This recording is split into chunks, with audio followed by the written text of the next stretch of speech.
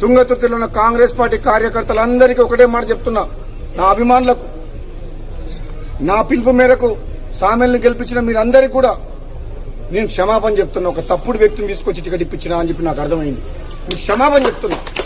మందుల సామెల్ గారు ఏది ఆలోచించి మాట్లాడుతుర్రో, నాకు టికెట్ ఇప్పియమని చెప్పి మా ఇంటికి ఒక 100 సార్లు వచ్చిండు.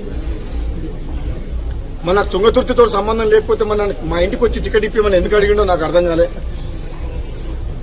అక్కడ చాలా మంది టికెట్ కోసం పోటీ పడ్డారు తుంగతుర్తిలో. కానీ మందుల సామెల్ గారికి నేను మాట ఇచ్చిన, నేను తప్పకుండా నేను అసెంబ్లీలోకి తీసుకెళ్తా, నువ్వు అసెంబ్లీలో అడుగు పెడుతున్నావు నీకు మాట ఇచ్చిన. నేను తిరుపతిలో ఉన్నప్పుడు ఫోన్ చేస్తే ఆయన ఫోన్ చేసి ఇదే మాట చెప్పిన, నీకు మాట ఇస్తున్నా దేవుని సమక్షంలో నువ్వు అసెంబ్లీలో అడుగు పెడతావని చెప్పిన.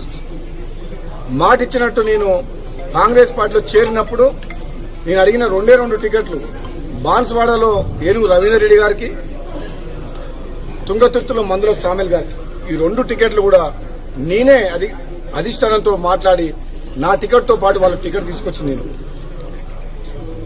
అదే కాకుండా ప్రచారం కూడా వ్యక్తిగతంగా నేను మునుగోడు ఎమ్మెల్యేగా వండుకుంటూ నకరికల్లు, తుంగతుర్తి, భువనగిరి, ఆలేరు, సూర్యాపేట ఈ నియోజకవర్గాల్లో నాకున్న తక్కువ సమయంలో కూడా వాళ్ళ గెలుపు కోసం నేను ప్రచారం చేసి వాళ్ళందరినీ కూడా గెలిపించిన.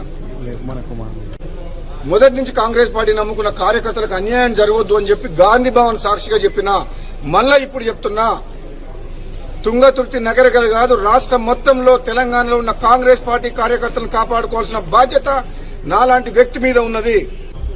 ఈ ఆయారాం గయారాంలకు భయపడేది లేదు. నిజమైన కాంగ్రెస్ పార్టీ కార్యకర్తలను కాపాడుకోవాల్సిన బాధ్యత పిసిసి ప్రెసిడెంట్ మహేష్ కుమార్ గౌడ్ మీద, AICC incharge general secretary Meenakshi Natarajan గారి మీద, రాష్ట్ర కాంగ్రెస్ నాయకుల మీద, మాలాంటి వ్యక్తుల మీద, అధిష్టానం మీద ఉన్నది.